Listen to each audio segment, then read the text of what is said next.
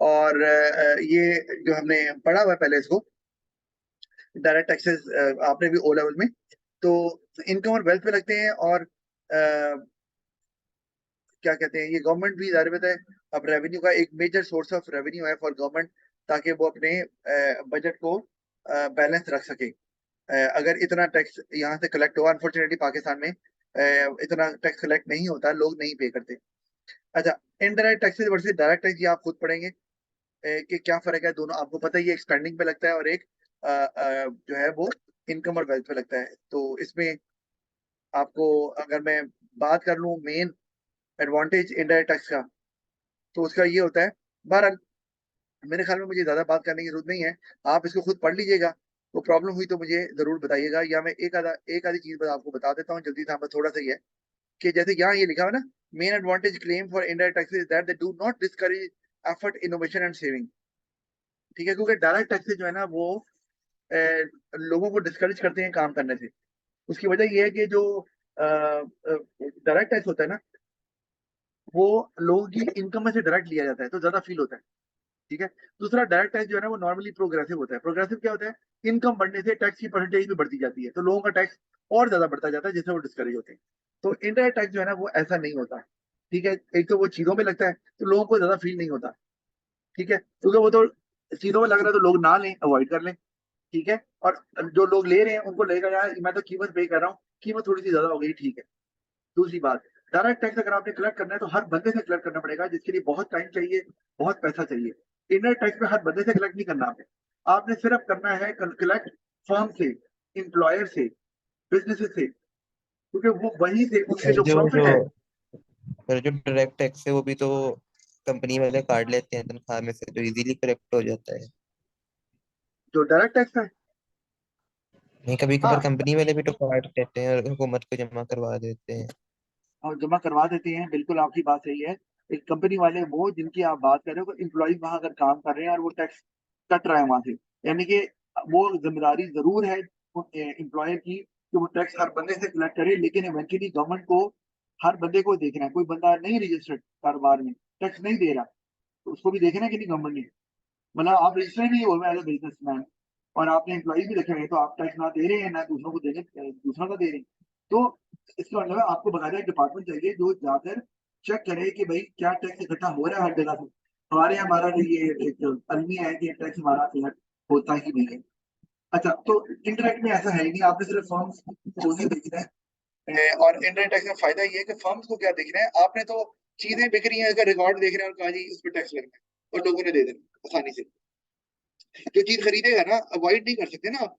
Direct tax तो avoid कर सकते हैं, लेकिन इनडायरेक्ट टैक्स जो है ना अवॉइड करना मुमकिन नहीं है, बहुत मुश्किल है। एक ही सूरत है कि आप चीज ना खरीदें। चीज खरीदेंगे तो टैक्स तो चला गया, क्योंकि टैक्स तो कीमत के अंदर शामिल होता है। जबकि डायरेक्ट टैक्स में आप कहते हैं कि मेरी इतनी इनकम नहीं है, मैं तो जॉब नहीं करता, हजार बहाने हैं। अगर बाहर के मुल्कों में से ये बहाने भी नहीं चलते, पाकिस्तान में बहरहाल चूंकि बिजनेस रजिस्टर्ड नहीं होते, घरों में चल रहे होते हैं, लोग एम्प्लॉयड होते हैं लेकिन रजिस्टर्ड नहीं होते, तो इसलिए यहाँ पता ही नहीं चलता। तो यहाँ इनफॉर्मल इकोनॉमी है ना जो बहुत बड़ी है, यानी कि जो कि कमा रहे हैं पैसे, जीडीपी भी में भी कंट्रीब्यूट कर रहे हैं, लेकिन ना जीडीपी में आ रहा है ना गवर्नमेंट को पता है। और ये बहुत बड़ा पार्ट है पाकिस्तान में इनफॉर्मल इकोनॉमी का। अच्छा, ये मैंने जो बता दिया आपको कि जो डायरेक्ट टैक्स है ना उसको अवॉइड करना, इवेट करना आसान है। आपने ये याद रखना है कि अवॉइडेंस और एवेजन ना दो टर्म्स हैं। अवॉइडेंस जो है ना वो एक लीगल तरीका है, एवेजन जो है ना ये एक गैर कानूनी तरीका है। ये इसे कहते हैं टैक्स की चोरी। यानी कि आपकी इनकम ज्यादा है, आप कह रहे हैं भाई मेरी तो इनकम ही नहीं है, आपकी प्रॉपर्टी है लेकिन आप कह रहे हो जनाब वो तो मेरे बेटे के नाम पे है। जिसे कहते हैं ना बेनामी जायदाद, वो ऐसी होती है आपकी किसी और के नाम पे रखी हुई है। ठीक है, ताकि आपको टैक्स ना देना पड़े उसके ऊपर। और उससे भी बड़ी बात कि टैक्स तो चलो ना देना पड़े, वो आया कहाँ से ये भी बताना पड़ जाएगा ना। तो अगर वो दो नंबर तरीके से या करप्शन से आपने कमाया है तो फिर रौला पड़ गया। आपको पता है जितना पैसा करप्शन का कमाया जाता है ना, ये सारा कहाँ इन्वेस्ट होता है पाकिस्तान में? रियल एस्टेट के बिजनेस, समझ जाओ। सारा पैसा दो नंबर रियल एस्टेट में डाल देते हैं, ताकि पकड़ा ना पता नहीं जाए। चले। हैं? क्या कह रहे हो? ताकि पकड़ा ना जाए। तो और क्या, वो जो मेरे तो उसके बेटे का मेरी बीवी के नाम पे और ऐसे ही है, आपको पता ही है, ऐसे करते हैं। अच्छा, अवॉइडेंस ये होता है कि आपको कुछ लीगल आप कह लो कि रिलैक्सेशन दी हुई है कि आप उसके थ्रू कम, आप या तो ऐसी जगह पर पैसा लेकर जा रहे हैं जहां पर टैक्स लगता नहीं है, या आपको, जैसे मैं एग्जांपल देता हूँ, मैं ना मैं कमाता हूँ लेकिन मैं सरकारी मुलाजिम नहीं हूँ, मुझे कोई मेडिकल अलाउंस नहीं मिलता, लेकिन गवर्नमेंट ने कहा हुआ है कि मेडिकल अलाउंस 10% होता है और उस पर टैक्स नहीं लगता, क्योंकि मेडिकल हेल्थ से रिलेटेड है। तो मैं मेडिकल यानी कि अपनी इनकम का 10% माइनस कर देता हूँ, डिडक्ट कर देता हूँ, ताकि टैक्स मेरी इनकम पे कम लगे, और ये लीगल वे है।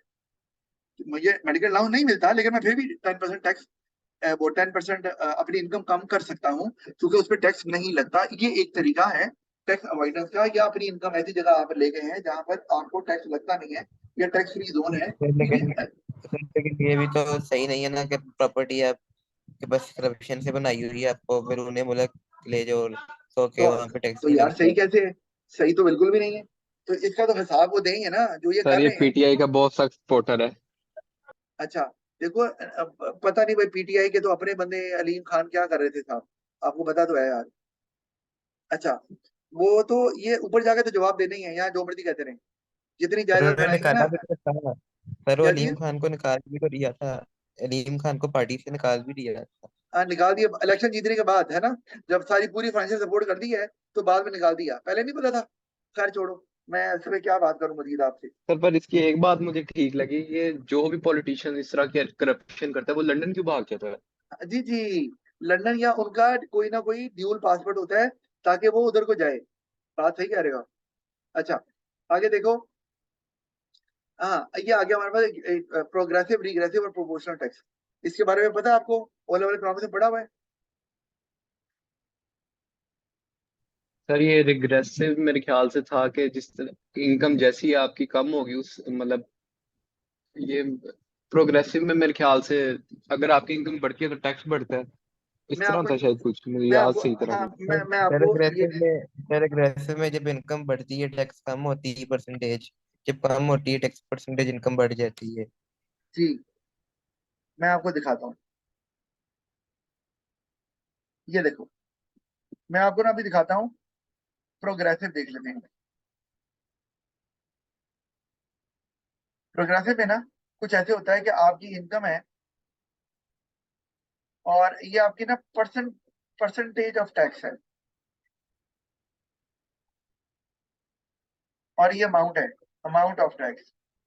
तो आपकी इनकम फर्ज किया है जी $10,000, आप पे टैक्स लग रहा है 5%। आपकी इनकम हो गई 20,000, आपका टैक्स हो गया लेट से 10%। ठीक है जी। और इसी तरह इनकम आपकी बढ़ गई और वो चली गई 30,000 पे, आपका हो गया 12%। ऐसे एग्जाम्पल दे रहे हो ना। तो अब क्या हो रहा है, इनकम बढ़ने के साथ साथ टैक्स की परसेंटेज बढ़ रही है। अगर ऐसा होगा तो इसको हम बोलते हैं प्रोग्रेसिव टैक्स। आपने याद रखना। और इसकी अमाउंट अगर निकालेंगे तो ये कितनी निकलेगी? 10,000 का 5% क्या आया, बता दो? 500, है ना। फिर 20,000 का 10% क्या आया? 2,000। और 30,000 का 20% क्या आया? 6,000। ठीक है ना। तो जी अमाउंट, सर। लेकिन आपने कभी भी अमाउंट नहीं देखनी। हमेशा अगर आपने पहचानना है कि प्रोग्रेसिव है तो आपको परसेंटेज देखनी है। ठीक है। और इसकी कुछ डायग्राम ऐसे बनती है, जरा गौर करना। इसमें अगर प्रोग्रेसिव है तो यूं हो जाएगा। आपने नीचे इनकम ली है ना,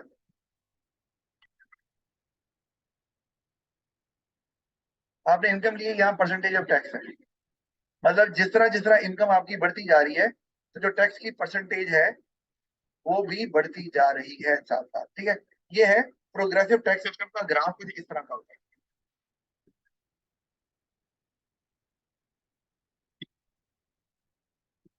अच्छा, इसी तरह अगर हम देख लो, मैं इसको भी मिटा देता हूँ। एक मिनट, ये देखो। अब मैं करता हूँ रिग्रेसिव।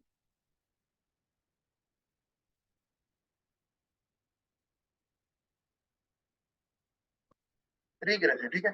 रिग्रेसिव में वही मैं कहता हूँ, इनकम, परसेंटेज ऑफ टैक्स और अमाउंट ऑफ टैक्स। आपको मैं कुछ दिखाना चाह रहा हूँ कि वो ये कि अगर इनकम है वही लेता हूँ जी 10,000, टैक्स 5%, 500 आ गया, इनकम बढ़ गई 20,000। अगर ये, मैं एग्जाम्पल दे रहा हूँ ना कि अगर ये रिग्रेसिव, तो वो हो गया 3%, तो ये तो आ गया 600। फिर 30,000, ये हो गया जी 2.5, कम हो रहा है ना, अब टैक्स इनकम बढ़ने से टैक्स कम हो रहा है। तो अब ये क्या आएगा, कितना आ जाएगा ये, 7,500, 750। चलो ऐसे करो, इतना ही होगा मेरे ख्याल, 6। अच्छा अब देखो, तो यहाँ पर भी अमाउंट, तो यहाँ पर भी बढ़ रही है, अमाउंट पहले भी बढ़ी थी यहाँ पर। तो अमाउंट देखकर कभी भी कंफ्यूज नहीं होना, अमाउंट को भूल जाओ, याद रखना है परसेंटेज ऑफ टैक्स, याद रखना है परसेंटेज ऑफ टैक्स। तो वो उधर कम हो रहा है, तो अगर परसेंटेज ऑफ टैक्स इनकम के साथ बढ़ेगी तो वो प्रोग्रेसिव है, अगर परसेंटेज ऑफ टैक्स इनकम के साथ कम होगी तो वो रिग्रेसिव है। अमाउंट नहीं देखनी, क्योंकि अमाउंट तो दोनों में बढ़ रही है, ये बात ध्यान में रखनी। अच्छा, और रिग्रेसिव टैक्स जो सिस्टम होता है उसका ग्राफ किस तरह का बनता है, जरा ये देखो।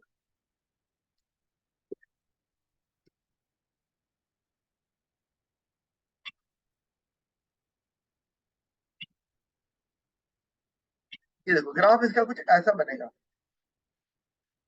कि आपने यहाँ पर टैक्स लिया ना, टैक्स, ठीक है, यहाँ आपने इनकम ले ली, वो कुछ यूं बनेगा कि इनकम अगर ज्यादा है तो टैक्स, इनकम कम है तो टैक्स इतना आ रहा है, ठीक है। इनकम बढ़ी, टैक्स की परसेंटेज कम हो गई, और कम हो गई, तो इनकम बढ़ते साथ साथ टैक्स की परसेंटेज कम होती जा रही है, ठीक है। ये है रिग्रेसिव। आपका सवाल सर ऐसा कब होता है, ऐसा थोड़ी होता है सर, इनकम बढ़ने से टैक्स की परसेंटेज कम हो जाए। तो उसके लिए हमें जानना क्या जरूरी है, इसके लिए हम एक चीज और जान लेते हैं कि रिग्रेसिव, अब प्रोग्रेसिव टैक्स क्या होता है, जैसे इनकम टैक्स, जैसे वेल्थ, आपकी प्रॉपर्टी जितनी ज्यादा बड़ी है उतना ही टैक्स की परसेंटेज, यानी कि आपकी टैक्स की वैल्यू जितनी ज्यादा है, सॉरी आपकी वेल्थ की वैल्यू जितनी ज्यादा है प्रॉपर्टी की, उतना ही टैक्स की परसेंटेज ज्यादा लगेगी। इस तरह आपकी इनकम जितनी ज्यादा है उतनी टैक्स की परसेंटेज ज्यादा लगेगी। लेकिन निकालते कैसे हैं टैक्स की परसेंटेज, टैक्स की परसेंटेज कुछ ऐसे आती है कि आप कहते हैं amount of tax over income,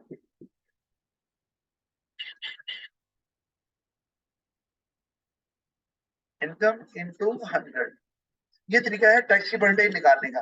तो अब मैं आपको रिग्रेसिव के बारे में बताने लगा हूँ। प्रोग्रेसिव तो समझ आता ही है, इनकम टैक्स है, वेल्थ टैक्स है, वेल्थ बढ़ेगी तो टैक्स की परसेंटेज भी बढ़ेगी, इनकम बढ़ेगी तो टैक्स की परसेंटेज भी बढ़ेगी। इसका मकसद क्या होता है, इसका मकसद होता है कि अमीरों से टैक्स ज्यादा लिया जाए, ठीक है, ताकि जो गैप है ना बिटवीन रिच एंड पुअर वो कम किया जा सके। और ये गैप और कम हो सकता है अगर वो पैसा जो अमीरों से ज्यादा लिया जा रहा है वो उसको गरीबों को दे दिया जाए कैश की शक्ल में, या सपोर्ट, गरीबों की सपोर्ट के लिए। तो उससे और ज्यादा जो इनइक्वालिटी है इनकम की, अनइक्वल डिस्ट्रीब्यूशन ऑफ वेल्थ है, वो कम हो जाएगा। अच्छा अभी देखो, मैं ना, आप ना मैकडोनल्ड्स गए और वहां से आपने 1,000 का बर्गर खरीदा, ठीक है, आप अमीर आदमी थे, आपकी इनकम थी 10 लाख, ये है आपकी इनकम, ठीक है। मैंने कहा यार चलो अमीर खाते हैं, मैं भी चला जाता हूँ, एक दिन खा ही लेता हूँ। तो मैंने क्या किया, मैंने भी जाके मैकडोनल्ड का बर्गर ले लिया, ठीक है। मेरी इनकम थी 10,000, गरीब आदमी था मैं, लेकिन मैंने कहा एक दिन खाऊंगा जरूर। अब क्या हुआ, दोनों को टैक्स देना है, तो 1,000 रुपया जो है इसमें टैक्स शामिल था, कितना जी, इसमें टैक्स था 100 रुपया। यानी मतलब क्या इसमें आप पूछते हैं आप अमीर हो कि गरीब हो, जल्दी बताओ आपकी इनकम कितनी है, अच्छा गरीब हो, ठहर जाओ आपसे ज्यादा टैक्स लेते हैं, ऐसे तो नहीं होता ना। वो टैक्स तो वही होगा जो चीज की कीमत के अंदर शामिल है। तो वो अमीर ले या गरीब ले, दोनों को टैक्स कितना देना है उस बर्गर पे, 100 रुपया। लेकिन जब हम इसको अमाउंट, ये फार्मूले में फिट करते हैं, अमाउंट ऑफ टैक्स 100 रुपया, तो इनकम आई 10 लाख इंटू 100, तो ये परसेंटेज बहुत कम निकलेगी कंपेयर टू वो बंदा, यानी कि मैं हूं अगर, तो 100 रुपया अगर मैं टैक्स दे रहा हूँ और मेरी इनकम ही 10,000 है, तो मेरी जो परसेंटेज है वो बहुत ज्यादा निकलेगी। ये है रिग्रेसिव कि इनकम जिसकी ज्यादा है, चूंकि वो जो चीज खरीद रहा है, चूंकि ये नॉर्मली जो इनडायरेक्ट टैक्स होते हैं ना, जो चीजों पे लगते हैं, वो रिग्रेसिव होते हैं, तो उसपे तो टैक्स चेंज नहीं होता। इसलिए 1% लगेगा 10,000 पे। हाँ वही कह रहा हूँ ना, ये देखो, तो मेरे पे तो टैक्स ज्यादा लग गया, और परसेंटेज टैक्स की परसेंटेज ज्यादा आ रही है, अमीर पे कम आएगी। तो ये है रिग्रेसिव, तो इस तरह से निकाला जाता है। और फाइनली आखिरी चीज जो मैंने आपको बता दी है वो है प्रोपोर्शनल टैक्स। वो क्या है जनाब? वो ये है कि आपकी इनकम बढ़ जाए या कम हो जाए, आपकी जो टैक्स की परसेंटेज है वो चेंज नहीं होती। ठीक है, कभी कभी कोई कंट्री इस्तेमाल कर भी लेते हैं ये। वो ये है सीन कि ये आपकी इनकम है ना, और ये आपका टैक्स की परसेंटेज है, और ये आपकी अमाउंट है। तो वही मैंने कहा, ये आपकी इनकम $10,000 है, आप 5% टैक्स दे रहे हैं, 500 आ गया। आपकी इनकम जो है वो $20,000 है, आप 10% टैक्स दे रहे हैं, तो आपका जो टैक्स है वो कितना आ गया जी? 2,000 आ गया। इसी तरह से आपकी इनकम 30,000 है, तो टैक्स की, अच्छा सॉरी गलत हो गया, टैक्स की परसेंटेज तो चेंज नहीं करनी, प्रोपोर्शनल यही होता है ना, ये हम देख रहे हैं प्रोपोर्शनल टैक्स सिस्टम। इसमें क्या हो रहा है? 5%। ठीक है, ये कितना आ गया? 1,000। और आपकी इनकम 30,000 है, तब भी आप 5% ही दे रहे हैं, तो ये आ गया जी 1,500। तो अब भी देखो, आपकी अमाउंट अभी भी बढ़ रही है, यानी कि प्रोग्रेसिव हो, रिग्रेसिव हो या प्रोपोर्शनल हो, अमाउंट टैक्स की बढ़ती है।